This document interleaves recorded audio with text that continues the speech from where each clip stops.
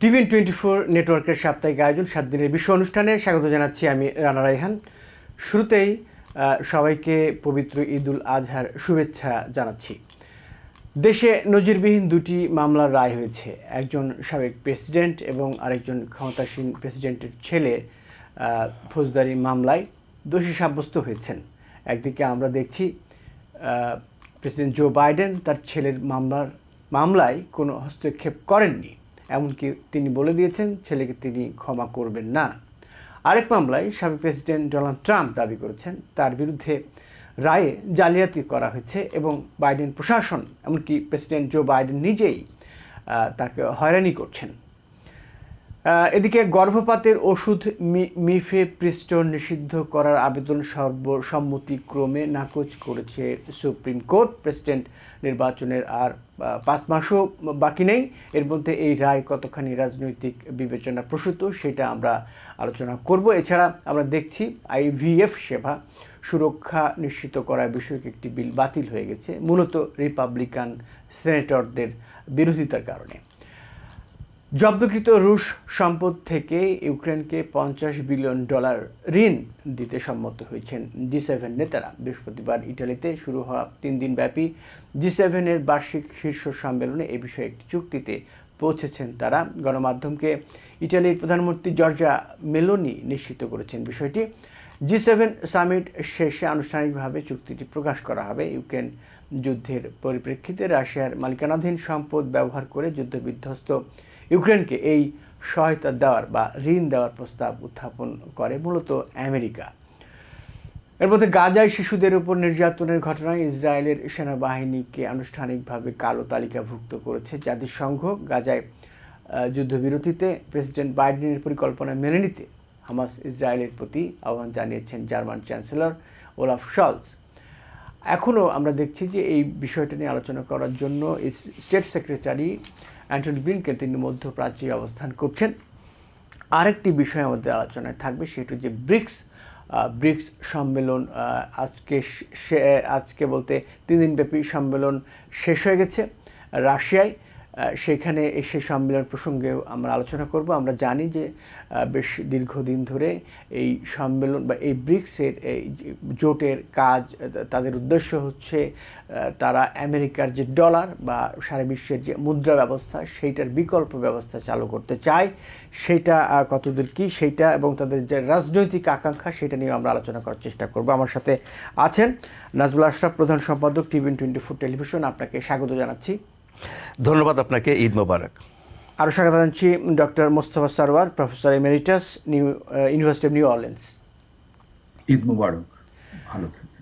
আমি শুরুতেই ডক্টর মোস্তফা সরওয়ার এর কাছে যাব, তার কাছে জানতে চাইব যে দুটি মামলা এবং দুটি মামলার শুরুতে যেটি উল্লেখ করলাম এবং দুটি মামলার রায়ের পরে যে প্রতিক্রিয়া দেখানো হয়েছে সে প্রতিক্রিয়া এক ধরনের বিপরীতধর্মী প্রতিক্রিয়া আমরা দেখছি হান্টার বাইডেনের পক্ষ থেকে, সাবেক প্রেসিডেন্ট ডোনাল্ড ট্রাম্পের পক্ষ থেকে। এইটা আসলে কিভাবে আপনি ব্যাখ্যা করবেন?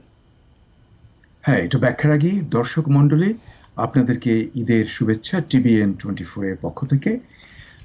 এটা একটা আমাদের দারুণ পবিত্র দিন এবং আপনারা সবাই ভালো থাকবেন, আনন্দ করবেন এবং TVN24 আপনাদেরকে যে নিউজগুলো এনে দেয় এবং বিভিন্ন ব্যাপারে আপনাদেরকে ইনফরমেশনগুলো দেয়, এগুলো খুবই মূল্যবান এবং সেজন্য আমি TVN24-কে সাধুবাদ দিচ্ছি। সবাইকে ঈদের শুভেচ্ছা। আপনার প্রশ্ন যে এই দুটো রিয়াকশন একদম ভিন্নতর। যেমন ধরুন যে হান্টার বাইডেনের কেসটা যখন জুরিরা সাব্যস্ত করলো যে সে অপরাধী, সে তখন কোনো গালাগালি করলো না, এটাকে সে গ্রহণ করলো। শুধু তাই নয়, তার বাবা এটাও বলেছে যে জাস্টিস যেটা করবে। এবং আরো একটা ব্যাপার, এটা কিন্তু মানে বাইডেনের একদম ডিরেক্ট আন্ডারে ডিপার্টমেন্ট অফ জাস্টিসের কেস, একদম তার আন্ডারে যে ডিপার্টমেন্ট অফ জাস্টিস, তার কেসে তার ছেলের সাজা হয়ে যায়, সাজা হবে। এখন কতদিন কি হবে সেটা নির্ধারিত হবে যখন ডেলিভারেশন হবে। কিন্তু অলরেডি বাইডেন বলে দিয়েছে যে তার ছেলে অপরাধী, সে এটাকে ক্ষমা করবে না। সে কিন্তু প্রেসিডেন্সিয়াল পার্ডন তার হাতে রয়েছে, এটা দিতে পারত। এমনকি সে চেষ্টা করত যে প্রেসিডেন্সিয়াল ইমিউনিটি এবং তার পরিবারকে অ্যাড করে সে এটা করার চেষ্টা করতো, কিন্তু তো এর কাজ দিয়ে যায়নি। সে জাস্টিস ডিপার্টমেন্টের, যুক্তরাষ্ট্রের যে জুডিশিয়ারি অ্যান্ড জাস্টিস ডিপার্টমেন্ট, এর যে নর্মসগুলোকে উনি মেনে নিয়েছেন। এর বিপরীতে হচ্ছে আমাদের ডোনাল্ড ট্রাম্প। ডোনাল্ড ট্রাম্প তার কেস যেটা হয়েছে সেটা কিন্তু ফেডারেল কোর্টে না, সেটা ডিপার্টমেন্ট অফ জাস্টিসের কোনো ব্যাপারই নেই, কোনো ফেডারেল কোর্ট সেটা ইনভলভ হয়নি। হাসমানির কেসটা যেখানে তার সাজা হয়েছে, এটা হলো ম্যানহাটন ডিস্ট্রিক্ট কোর্ট, এটা under the state of new York এবং লোকাল জুরিসডিকশন, সেখানে তার কেস হয়েছে। কাজে এখানে বাইডেনের কোনো হাত নেই কিংবা ডিপার্টমেন্ট অফ জাস্টিসের কোনো হাত নেই। কিন্তু তবুও এই মিথ্যেবাদী, মানে জাত মিথ্যেবাদী ডোনাল্ড ট্রাম্প এটাকে বলছে যে এটা জাস্টিস, মানে করছে, বাইডেন এটা করছে। এটা অ্যাবসলিউটলি ভুয়া। এবং আরো একটা ব্যাপার যে হান্টার বাইডেনের কেসে হলো সে একটা ফর্মের মধ্যে একটা মিথ্যে ইনফরমেশন দিয়েছে। সে তখন ড্রাগ ইউজ করত, সেটাকে সে চেপে গেছে, সেটাকে সে কোনো কিছু বলেনি, সে ওটাকে মানে বলছে যে সে সে গ্রহণ করছে না। ওখানে ওই সাধারণত বন্দুকের লাইসেন্স পাওয়ার সময় ফর্মের মধ্যে এটা থাকে একটা অংশ। আর অন্যথায় আমরা দেখছি যে ডোনাল্ড ট্রাম্প বিবাহিত অবস্থায় সে তার স্ত্রী যখন প্রেগনেন্ট, এটা লিগালি ইজ ওকে কিন্তু মরালি ভেরি রিপাগনেন্ট। সে তখন অন্য একটা প্রস্টিটিউশন টাইপ আমি বলবো, যে তার কাছে গেছে পর্ন স্টার, তার সঙ্গে গিয়ে সে যৌন মিলন করেছে এবং সেটা কোর্টে প্রমাণ হয়ে গেছে। সেটাকে চেপে দেওয়ার জন্য, সেটা কিন্তু অপরাধ নয়, হ্যাঁ, কিন্তু সেটাকে চেপে যাওয়ার জন্য সে মিথ্যার আশ্রয় নিয়েছে। কিরকম মিথ্যা? সে তার বিজনেস রেকর্ডে সে দেখিয়েছে যে হাসমানি ওই মহিলার মুখ বন্ধ করার জন্য যে টাকাটা, সেটা সে দিয়েছে একজন অ্যাটর্নিকে, মাইকেল কোহেন, তাকে টাকাটা দিয়েছে অ্যাজ এ বিজনেস এক্সপেন্স। এখন ট্রাম্প অর্গানাইজেশনের যদি কোনো অ্যাটর্নিকে দেওয়া হয় বিজনেস এক্সপেন্স হিসেবে, তাহলে সেটা হতে হবে তার business related expense, business related, মানে উকিলের পরামর্শ কিংবা তার হেল্প কিংবা তার লিটিগেশন। কিন্তু এর কোনোটাই সেখানে নেই। তাহলে এই টাকাটা কিভাবে সে তাকে দিল কেন? এটা হাসমানি যে পেমেন্ট করেছে ওই ভদ্রলোক, তার বাড়ি বন্ধকি দিয়ে সে টাকা নিয়ে এটাকে সে দিয়েছে স্টর্মি ড্যানিয়েলসকে। সেই টাকাটা পরে পে করেছে ডোনাল্ড ট্রাম্প নিজের বিজনেস অ্যাকাউন্টে, নিজের সই সহ। নিজের সই, এগুলো তো একদম প্রকাশ্য, এতে তো কোনো মানে এটা এমন একটা কেস যেখানে সবকিছু পেপারে রয়েছে, কাগজে রয়েছে, সলিড ডকুমেন্ট, তার নিজের সই সহ। কিন্তু তাও সে এটাকে অপবাদ দিচ্ছে। কারণ মানে মিথ্যের, মানে আমি দর্শক মন্ডলীকে বলবো যে আমি কয়েকদিন আগে ফেব্রুয়ারি মাসে আমার একটা বই ছাপা হয়েছে, ডোনাল্ড ট্রাম্প এবং উলঙ্গ সম্রাট। ডোনাল্ড ট্রাম্প উলঙ্গ সম্রাট, এই বইয়ের মধ্যে কিন্তু এর বর্ণনা রয়েছে কিছুটা। কেসের ভার্ডিক্ট রয়নি, কিন্তু কেসের মানে যে ব্যাকগ্রাউন্ড গুলো ওর ভেতরে উল্লেখ করেছি আমি ভালো করে, আপনারা পড়তে পারেন। কিন্তু এই যে বিশাল পার্থক্য যে দুটো কেসে, একটা কেসে একটা লোক পাইকারি মিথ্যে বলছে, এবং এখানে আমি একটি প্রশ্ন করতে চাই ডক্টর মোস্তফা সরওয়ার, সেটি হচ্ছে যে আইনের শাসন, এর প্রশ্নটি এসে যায়। একই সঙ্গে জাস্টিস ডিপার্টমেন্টকে দাগমুক্ত রাখার একটি প্রচেষ্টা করা হচ্ছে কিনা, এই বাইডেন প্রশাসন করছে কিনা, বা আইনের শাসনের জয় হবে কিনা আগামী নির্বাচনে, এই বিষয়টি ভোটাররা আসলে কিভাবে দেখবে বলে আপনি মনে করছেন? না, ভোটারদের মধ্যে যুক্তরাষ্ট্রে আমরা যদি দেখি যে বিভক্তি আছে, মানে ডিভিশন আছে ভোটারদের মধ্যে। একটা গ্রুপ আছে মাগা, আমরা তাকে বলি মাগা, এটা হলো ডোনাল্ড ট্রাম্পের অন্ধভক্ত, এবং এর মধ্যে প্রচুর ক্রিমিনাল লোকজনও আছে, আবার ভালো লোকও আছে। এই মাগার গ্রুপটা হলো ধর্মান্ধ এবং মানে বর্ণবিদ্বেষী, এরা হলো রেসিস্ট। এই গ্রুপটা ডোনাল্ড ট্রাম্পের এত ভক্ত হওয়ার কারণ, এরা সাদা অলমোস্ট অল এই সাদার দল শ্বেতাঙ্গরা, বর্ণবাদী শ্বেতাঙ্গরা, এদের শুধু একটাই ইস্যু, যেহেতু ডোনাল্ড ট্রাম্প বলছে মেক্সিকানরা রেপিস্ট, মার্ডারার, মুসলমানরা জঘন্য, হ্যাঁ, মুসলমানদেরকে সে এদেশ থেকে তাড়িয়ে দেবে এবং সে আসতে দেবে না, হ্যাঁ, ব্যান করেছিল মুসলিম ব্যান। এই কারণটা হচ্ছে একটা ধন্বন্তরী ঔষধ এই বর্ণবাদীদের জন্য এবং এই ধর্মান্ধ খ্রিস্টানদের জন্য। সেই কারণে, এবং এরা কিন্তু ধর্মান্ধ যারা, তারা কিন্তু এর মধ্যে বিভিন্ন ক্যাটেগরি রয়েছে। যুক্তরাষ্ট্রে প্রচুর খ্রিস্টান ধর্মাবলম্বী আছেন, অতি ভালো, অতি ভদ্র, এবং তারা খ্রিস্টান ধর্মের যে মেইন টেনেটস গুলোকে ওনারা ফলো করেন। কিন্তু এই যে বাগা গ্রুপটা, তারা ডোনাল্ড ট্রাম্পকে আপনি যাই করুন না কেন, সে নিজে বলেছে যে আমি যদি ম্যানহাটনে 5th অ্যাভিনিউতে আমি গুলি করে মানুষকে মারি, তবুও এরা আমাকে। তিনি এখন বলছেন নতুন কথা, যেটা রিভেঞ্জ, বলছেন যে রিভেঞ্জ কখনো কখনো জাস্টিফাইড হতে পারে। তিনি সর্বশেষে একজন সাইকোলজিস্টকে ইন্টারভিউ দিয়েছেন, সেখানে তিনি এই কথা বলেছেন যে তিনি রিভেঞ্জ নেবেন এবং রিভেঞ্জ হতে পারে। 7 দিনের বিশ্ব অনুষ্ঠানে এ পর্যায়ে একটি বিরতি নিচ্ছি। বিরতি থেকে ফিরে এসে আমরা অন্যান্য প্রসঙ্গে আলোচনা করব, আপনারা সাথেই থাকবেন। Because people sneeze. Because not everyone washes their hands. Because kids touch a lot of things. Set a date to get your COVID shot and RSV if eligible. Because if you're wondering, should I get my COVID shot? Think about other people. Learn more at nj.gov/health/vaccines. 7 দিনের বিষয়ে আবারও স্বাগত জানাচ্ছি। আমি চলে যাচ্ছি নাজমুল আশরাফের কাছে, তার কাছে যে বিষয়টি জানতে চাইব যে সাবেক প্রেসিডেন্ট ডোনাল্ড ট্রাম্প ক্যাপিটল হিলে সফর করেছেন এই সপ্তাহে। আমরা দেখলাম সেখানে তিনি রিপাবলিকান আইন প্রণেতাদের সাথে, বিশেষ করে তার যারা সমর্থক, তাদের সঙ্গে বৈঠক করেছেন, তার এজেন্ডা নিয়ে কথা বলেছেন এবং একই সঙ্গে তিনি জাস্টিস ডিপার্টমেন্ট এর ব্যাপারে ক্ষোভ জানিয়েছেন তাদের কাছে। সেখানে এই মুহূর্তে নির্বাচনের আর খুব বেশি সময় বাকি নেই। এই যাওয়ার আর কি উদ্দেশ্য থাকতে পারে বা যাওয়াটা কতখানি যৌক্তিক, মানে বাঁচারও চেষ্টা আছে কি না এক ধরনের সমর্থনের আদায়ের মাধ্যমে? নাজমুল আশরাফ। ধন্যবাদ। ডক্টর মোস্তাফা সারোয়ার চমৎকারভাবে দুটি মামলার ব্যাখ্যা দিয়েছেন, ডোনাল্ড ট্রাম্পের মামলা এবং হান্টার বাইডেনের মামলা। এই দুটো মামলার যে তথ্য আমরা জানলাম, আকাশ পাতাল পার্থক্য অপরাধের বিচারে। আবার এই মামলা চলা এবং জুরির মাধ্যমে দোষী সাব্যস্ত হওয়া ট্রাম্পের এবং হান্টারের, সেখানেও আকাশ পাতাল পার্থক্য।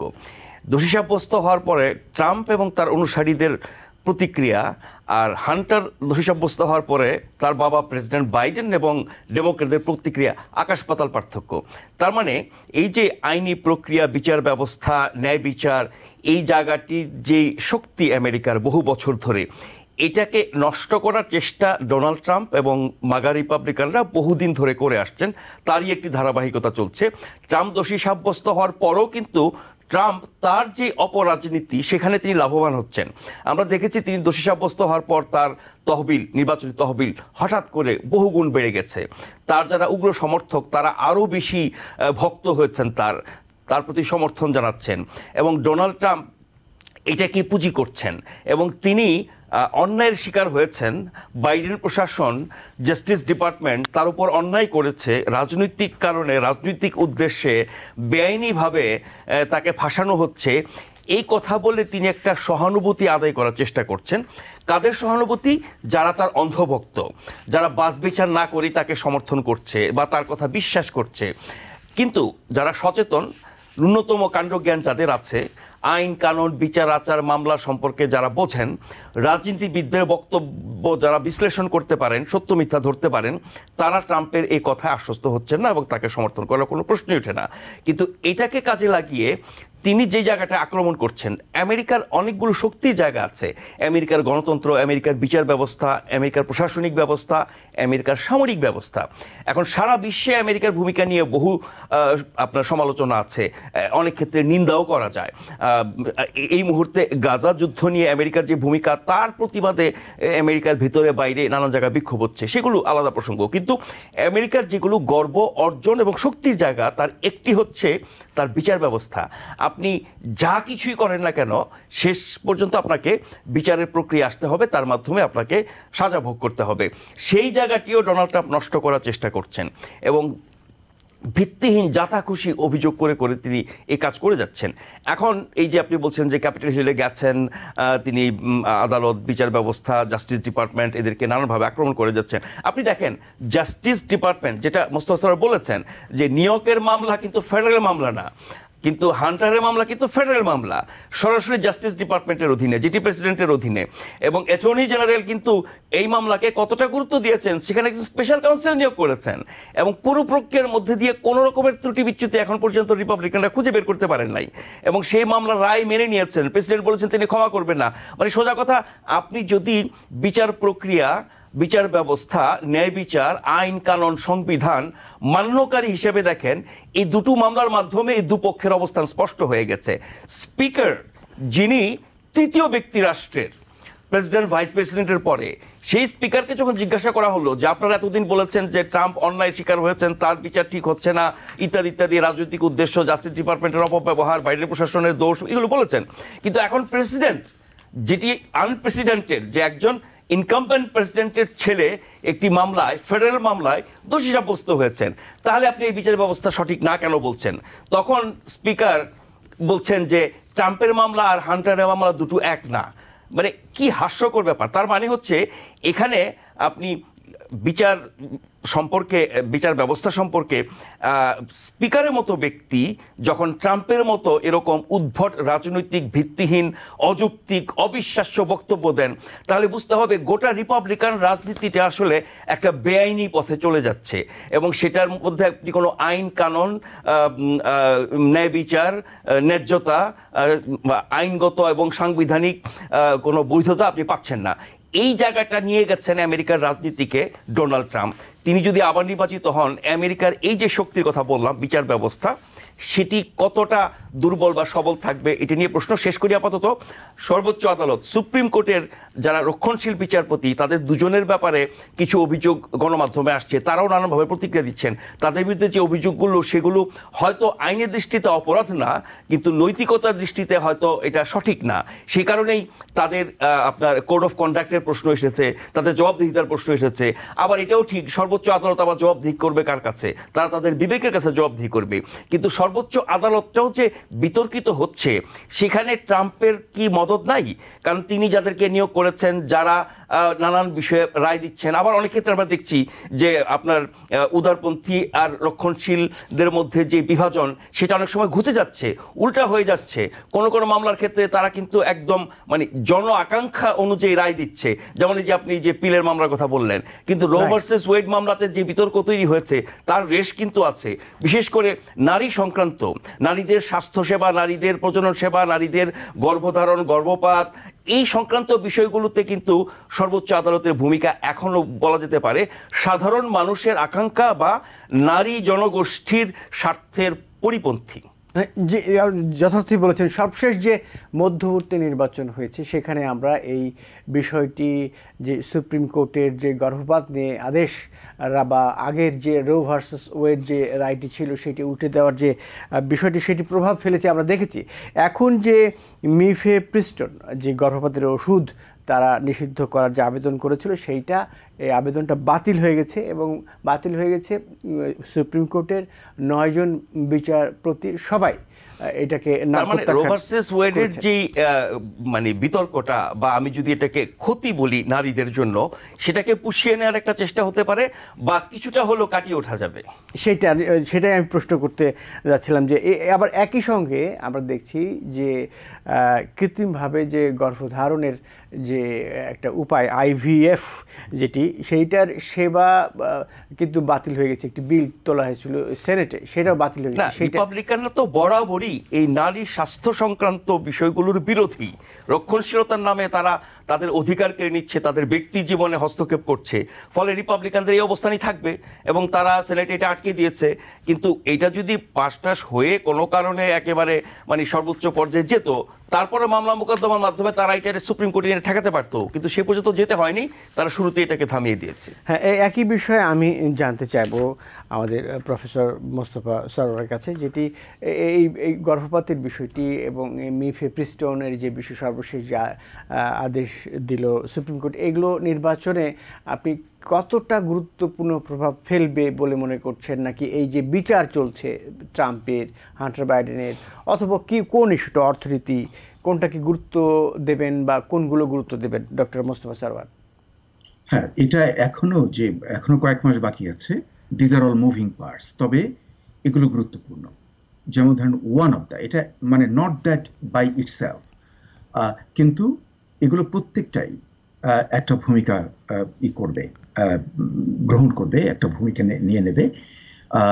গর্ভপাতের ব্যাপারটা, যে মেয়ে ভোটার যারা আছে, progressive young generations, suburban voters, তাদের জন্য এটা একটা গুরুত্বপূর্ণ ইস্যু। আবার কেসটা সেটা মাগারা খেপে যাবে। ওরা তো এমনি ট্রাম্পকে ভোট দেবে, এখন হয়তো আরো টাকা দিয়ে দেবে কিছুটা, একে ডোনাল্ড ট্রাম্পকে চাঁদা দেবে। আর অন্যান্য যারা মানে সুইং ভোটার্স আমরা বলি, যারা ইন্ডিপেন্ডেন্ট টাইপ, ওরা কিন্তু এই সব জিনিসগুলোকে লক্ষ্য করে। They look at everything. তার মধ্যে আবার প্রায়োরিটি আছে। অনেকের কাছে হয়তো অর্থনীতি সবচেয়ে গুরুত্বপূর্ণ, কারো কাছে হয়তো ফরেন অ্যাফেয়ার্স গুরুত্বপূর্ণ, লাইক গাজা ব্যাপার। আবার কারো কাছে হয়তো এই নারীদের যে মানে তাদের যে ব্যক্তিগত প্রাইভেট ইস্যে যে ওরা ইন্টারফেয়ার করছে, এটা আবার কারো কাছে খুব গুরুত্বপূর্ণ। It will depend hmm we are talking about. কাজে এর উপরে ভিত্তি করেই এরা সিদ্ধান্ত নেবে। তবে যুক্তরাষ্ট্রে মধ্যমপন্থী যারা ইন্ডিপেন্ডেন্ট ভোটার্সের একটা বিরাট অংশ, যারা কিন্তু তাদের ব্রেইনকে ব্যবহার করে ভোট দেওয়ার সময়। কাজে সেটা খুবই গুরুত্বপূর্ণ, এবং তাতেই কিন্তু অনেক সময় অনেক ভোটের রেজাল্ট চেঞ্জ হয়ে যায়। Because people sneeze. Because not everyone washes their hands. Because kids touch a lot of things. Set a date to get your COVID shot and RSV if eligible. Because if you're wondering, should I get my COVID shot? Think about other people. Learn more at nj.gov/health/vaccines. জি, আপনাকে ধন্যবাদ। আরেকটি বিষয় আপনার কাছে জানতে চাইব যে আমরা দেখলাম যদি একটু দেশের বাইরে যাই, আপনারা নিশ্চয়ই অনুমতি দিবেন, আমি একটু দেশের বাইরে যাওয়ার আগে আমি প্রফেসর মোস্তফা সরওয়ারের সাথে যে বিষয়গুলো নির্বাচনে প্রভাব ফেলবে বলছেন, আমার দুটো গুরুত্বপূর্ণ বিষয় বাদ পড়ে গেছে। একটি হচ্ছে সীমান্ত এবং অভিবাসন সংকট, আরেকটি হচ্ছে আপনার আইন শৃঙ্খলা পরিস্থিতি, জননিরাপত্তা ইত্যাদি। এই বিষয়গুলো বিষয় আছে, মধ্যপ্রাচ্য সংকট। আই এগ্রি, যেটা বর্ডার ইস্যুটা একটা গুরুত্বপূর্ণ, ওটা আমি উল্লেখ করিনি, কিন্তু that's a very good addition. যে আমরা ওই মধ্যপ্রাচ্যে যেতে চাই, মধ্যপ্রাচ্য সংকট, এটাও নিশ্চয়ই নির্বাচনে একটা প্রভাব ফেলবে মনে হচ্ছে এখনো পর্যন্ত। কতদূর কী ফেলবে সেটা দেখা যাবে। কিন্তু মধ্যপ্রাচ্যে এই অবস্থায় কি দেখছেন ডক্টর সারওয়ার? আপনি কোন দিকে আগাচ্ছে? একটা যুদ্ধবিরতির প্রস্তাব নিয়ে, এইটা এখনো পর্যন্ত বলা হচ্ছে ইসরায়েল এতে সম্মতি জানিয়েছে, কিন্তু হামাস এতে কিছু সংশোধনীর প্রস্তাব করেছে, সেগুলো প্রকাশ করা হয়নি। সেইটা কতদূর কি হবে, কি দেখছেন আপনি? না, সেটাই কিন্তু ব্লিংকেনের আমি বক্তৃতাতে শুনলাম, ওখানে কিন্তু উনি ক্লিয়ার বলেছেন, যখন সাংবাদিক জিজ্ঞেস করেছে উনি অ্যাভয়েড করে গেছেন যে না, এটা ডিটেল বলা যাবে না। কাজে কি চাচ্ছে, কিন্তু ব্লিংকেন এটাও একটা বলেছে ওখানে যে হামাসের যে দাবিগুলো, তার হয়তো কিছু অংশ কনসিডারেশন করা হতে পারে এবং অ্যাডপ্ট করা যেতে পারে ইন সাম ফর্ম। কাজে আমি এখনো আশাবাদী যে এটা হবে, কারণ এটা অতি জরুরি। কারণ ওখানে যে হত্যাযজ্ঞ চলছে সেটা একটা জঘন্যতম ব্যাপার, এটাকে বন্ধ করতেই হবে। এবং আরও আমি একটা লক্ষ্য করলাম যে আজকে আমি একটা পোলিং রেজাল্ট দেখলাম গাজার ভেতরে এবং প্যালেস্টাইন মানে ওয়েস্ট ব্যাংকে, তাতে কিন্তু বিশেষ করে গাজার অধিবাসীদের একটা বিরাট অংশ, তারা কিন্তু হামাসের যে আনকম্প্রোমাইজিং অ্যাটিটিউডটাকে পছন্দ করছে না। তারা ভাবছে যে যুদ্ধবিরতি হওয়া উচিত, এবং তার মধ্যে কয়েকজন প্রকাশ্যে বলেছে যে আমি সব হারিয়েছি, আমার বাড়ি নাই, আমার কিছু নাই, আমার খাবার কোনো কিছু নেই, আমার পরিস্থিতিকে চিন্তা করা উচিত, যুদ্ধবিরতি হওয়া উচিত অবিলম্বে। আমি আশাবাদী যে এটা হবে, এবং এটার সঙ্গে কিন্তু অনেকের স্বার্থ জড়িত, যেমন বাইডেনের নিজস্ব স্বার্থ জড়িত। এটা যদি সে না করতে পারে, তাহলে তার সুইং স্টেটগুলোতে মুসলিম ভোটার এবং প্রোগ্রেসিভ ভোটারদের ভোট না পেয়ে সে হয়তো হেরেও যেতে পারে। কাজে এটাও তার একটা মোটিভেশন হতে পারে। কাজে আমার যেন মনে হলো ওভারঅল সব জিনিস যে চলছে, এতে ডিবেট চলছে, হামাস নতুন ডিমান্ড করেছে, কিন্তু আমার যেন মনে হয় আলটিমেটলি সবার শুভবুদ্ধি উদয় হবে এবং এই যুদ্ধবিরতি হবে। এবং সবচেয়ে বড় জিনিস যে ৭৫ বছর ধরে যারা পরাধীনতার গ্লানিতে যাদেরকে অত্যাচার করা হচ্ছে জঘন্যভাবে, সেই জনগোষ্ঠী, প্যালেস্টিনিয়ান জনগোষ্ঠীর মুক্তি আমার যেন চোখে ভেসে উঠছে। টু স্টেট সলিউশন হবে এবং এটা হতেই হবে। এটা যদি না হয়, যদি এখানে ইসরায়েল বাধা দেয়, তাহলে ইসরায়েলের নিজস্ব অস্তিত্ব সে বিপন্ন করে ফেলবে। এটা কিন্তু আমার কথা নয়, এটা ইসরায়েলের এক ব্রিগেডিয়ার জেনারেলের, তার আর্টিকেলকে আমি কোট করছি, প্যারাফ্রেজ করছি, উনি দ্য জেরুজালেম পোস্টে এটা উনি লিখেছেন, এবং আরো অনেকেরই বক্তব্য। কাজে আমি মনে করি যে এটা হবে, এটা হতে হবে সবার স্বার্থে। ধন্যবাদ ডক্টর সারওয়ার। আমি নাজমুল আশরাফের কাছে যাব। প্রেসিডেন্ট জো বাইডেন ইউরোপে আছেন, G7 সম্মেলনে তিনি অংশ নিয়েছেন। এর মধ্যে বেশ কিছু অনুষ্ঠানে তিনি বক্তব্য রেখেছেন। আমরা এখানে কিন্তু আমরা ইসরায়েল গাজা প্রসঙ্গ এখনো পর্যন্ত আলোচনা করতে দেখিনি, বা কি আলোচনা হয়েছে সেখানে তিনি একটা মন্তব্য করেছেন যে হামাস মানছে না। এখন দেখেন, সবশেষ যে উদ্যোগ জাতিসংঘ নিরাপত্তা পরিষদে যেই আমেরিকার বা বাইডেনের প্রস্তাব বা গোড়ায় গেলে সেটা ইসরায়েলের প্রস্তাবটি পাশ হলো, কেউ বিপক্ষে ভোট দেয় না, শুধু রাশিয়া বিরত ছিল, সেই প্রস্তাবটি নিয়েই তো এখন দেনদরবার হচ্ছে।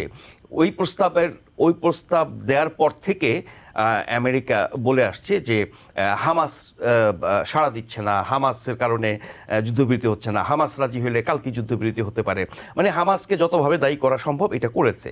এরপরে হামাসের রেসপন্স বা সাড়া যখন আমরা ইজিপ্ট এবং কাতারের মধ্যস্থতাকারীদের মাধ্যমে জানলাম, ইসমাইল হানিয়ার বক্তব্য সেটা হচ্ছে যে তারা কিছু সংশোধনী দিয়েছে, তারাই প্রস্তাব মেনে নিতে রাজি, কিন্তু কিছু সংশোধনী দিয়েছে। সংশোধনী কি বিস্তারিত সেটা ব্লিংকেন যেমন বলছেন না, সেভাবে জানাও যাচ্ছে না।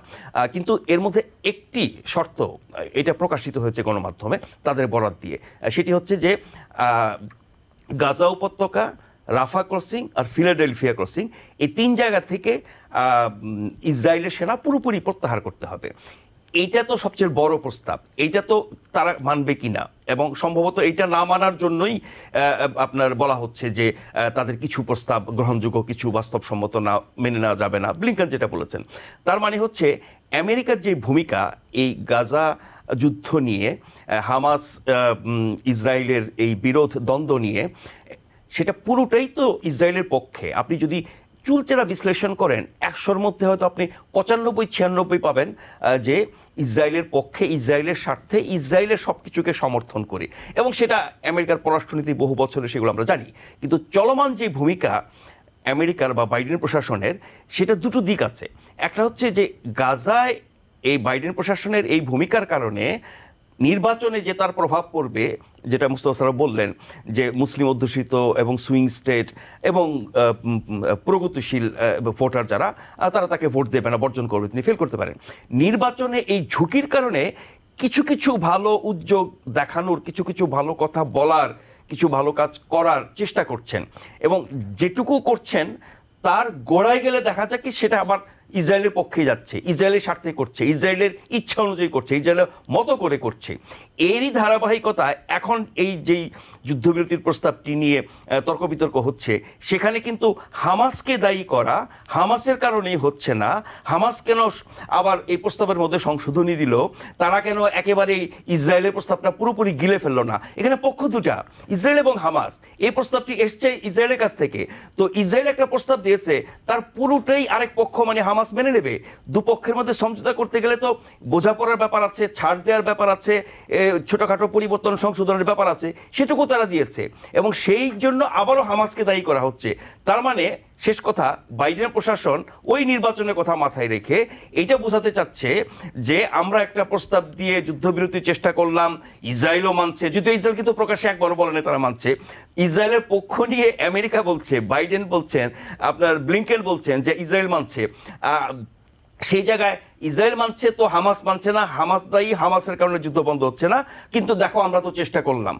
এই খেলাটা খেলছে বাইডেন প্রশাসন। যে আপনাকে ধন্যবাদ নাজমুল আশরাফ। আমি যাব ডক্টর সারোয়ারের কাছে। দেখেন এখানে ইউরোপে দেখলাম ইটালিতে যে জেলেনস্কির সাথে যৌথ সংবাদ সম্মেলন করলেন প্রেসিডেন্ট বাইডেন, সেখানে জানা গেল বা তার আগেই জানা গেছে যে রাশিয়ার যে সম্পদ আছে সারা বিশ্বে ছড়িয়ে ছিটিয়ে আছে, সেসব সম্পদ থেকে আহরিত মুনাফার লভ্যাংশ যেটি $50 বিলিয়ন, এইখান থেকে ঋণ দেওয়া হবে ইউক্রেনকে। আমি বলছি এটা ঋণ, সহায়তা না, ঋণ দেওয়া হবে ইউক্রেনকে। এইটাকে আপনি কিভাবে দেখছেন? এটা হচ্ছে কি, এটা খুব মানে ফাইন লাইন, মানে ওয়েস্টার্ন ওয়ার্ল্ড যেটা করছে। আমি সাধারণত যে অন্য দেশের অ্যাসেট যে ফ্রিজ করে, এটা আমি পছন্দ করি না। কারণ তাহলে সবচেয়ে শক্তিশালী দেশগুলো তারাই এগুলো করতে পারে, তাতে যারা দুর্বল দেশগুলো তাদের কোনো মানে কোনো সে থাকে না। সেটাকে আমি মনে করি যে আন্তর্জাতিক পদ্ধতিতে একটা ভালো কাজ নয়। এটাকে করার জন্য এখন কিভাবে এরা করছে সেটা ইন্টারেস্টিং, যে তারা $300 বিলিয়ন রাশিয়ান অ্যাসেটকে তারা ফ্রিজ করেছে, ইউরোপের বিভিন্ন কান্ট্রি এবং যুক্তরাষ্ট্র। এটা করে এখন এটা কিন্তু তারা পুরো নিতে পারবে না। হ্যাঁ, সেটা কিন্তু একদম বিশাল মানে আন্তর্জাতিক আইনের বিরাট ব্যত্যয় হবে। করছে কি, এইটার যে ইন্টারেস্ট, যেটা এই 300 বিলিয়নের যে ইন্টারেস্ট, তার একটা অংশ 3 বিলিয়ন পার ইয়ার এটা ইউক্রেনকে দেওয়া হবে, যাতে ওর যে সে তাকে যে লোনটা দেবে $50 বিলিয়ন লোন, সেটা কিন্তু তারা রেইজ করবে, তারা বিভিন্ন সোর্স থেকে ওয়েস্টার্ন ওয়ার্ল্ড রেইজ করবে। ওই 300 বিলিয়ন থেকে কিন্তু ওটা আসবে না, ওটা তারা রেইজ করবে অ্যাজ এ লোন, কিন্তু ওই লোনটা যাতে নন ইন্টারেস্ট বেয়ারিং হয় অলমোস্ট। হ্যাঁ, সেজন্য একটা অংশ তারা এই রাশিয়ান অ্যাসেট থেকে, রাশিয়ান অ্যাসেটের ইন্টারেস্ট থেকে একটা অংশ 3 বিলিয়ন পার ইয়ারকে ইউক্রেনকে দেবে। এটা আমার যেন মনে হয় যে তারা হয়তো আইন দেখেছে, আমি নিজে জানি না এই আন্তর্জাতিক আইন, কিন্তু তারা ওইভাবেই করেছে তাদের নামে যাতে কোনো কেস না হয়। কারণ মানে রাশিয়া ইচ্ছা করলে মানে আন্তর্জাতিক কোর্টে তাদের এগেনস্টে কেস দিতে পারে, সেটাকে অ্যাভয়েড করার জন্যই তারা এটা করেছে। কিন্তু আমি মনে করি ওভারঅল যে কারো অ্যাসেটে, আন্তর্জাতিক লেভেলে কারো অ্যাসেট অন্য একটা দেশ ওটাকে ফ্রিজ করে ফেললো, এবং আরো একটা ব্যাপার, এই ফ্রিজিংটা কিন্তু ইউনাইটেড নেশনসের পক্ষ থেকে আসে না, এটা ইউনিল্যাটারাল অলমোস্ট আমেরিকা এবং তার বন্ধু। ডক্টর স্যার, আমরা অনুষ্ঠানের শেষ পথে আছি। আমি ব্রিক্স নিয়ে 1 মিনিট শুনতে চাই নাজমুল আশরাফের কাছে। আমার সময় নাই, দুঃখিত, 1 থেকে 1.5 মিনিট বলবেন। দেখেন, আমেরিকার নেতৃত্বে পশ্চিমা বিশ্ব নানান তৎপরতা চালাচ্ছে, সেটি গাজা যুদ্ধ কেন্দ্রিক হোক, ইউক্রেন যুদ্ধ কেন্দ্রিক হোক, বা অন্যান্য অর্থনৈতিক বিষয়ে, সামরিক বিষয়ে, নিরাপত্তার বিষয়ে। তো যখনই আমেরিকা এবং তার মিত্ররা বড় কোনো আয়োজন করে, বড় কোনো উদ্যোগ নেয় বা তৎপর হয়, তার বিপরীতে আপনার এই রাশিয়া, চায়না, বিশেষ করে রাশিয়া, তারাও কোনো না কোনো উদ্যোগ নেয়। এখন ব্রিক্স তো একটা বিকল্প ব্যবস্থা তারা গড়ে তোলার চেষ্টা করছে।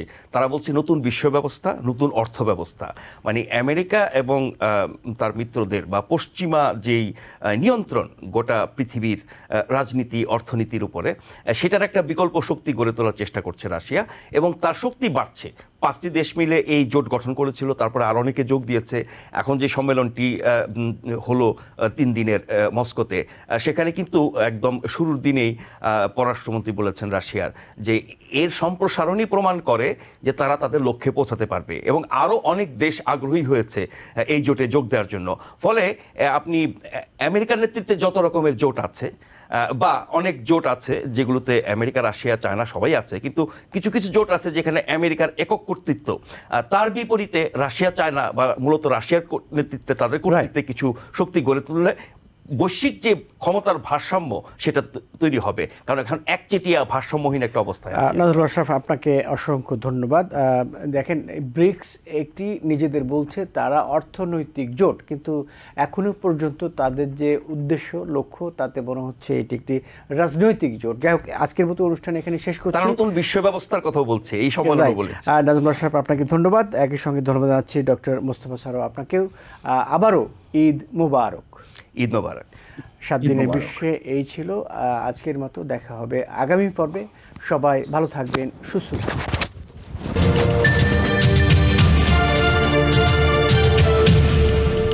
টিবিএন 24 টেলিভিশন দেখতে আজই কল করুন 7187776556। লগ ইন করুন www.totalcablebd.com। নিউ ইয়র্ক থেকে সম্প্রচারিত টিবিএন 24 টেলিভিশন বিশ্বজুড়ে বাঙালির কণ্ঠস্বর।